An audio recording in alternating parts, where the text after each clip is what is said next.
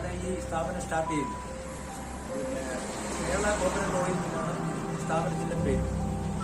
ഈ കേരള എന്ന ബ്രാൻഡ് നാമത്തിലാണ് ഞങ്ങൾ വെളിച്ചെണ്ണ ഉത്പാദിപ്പിച്ച് വിതരണം ചെയ്യുന്നത്.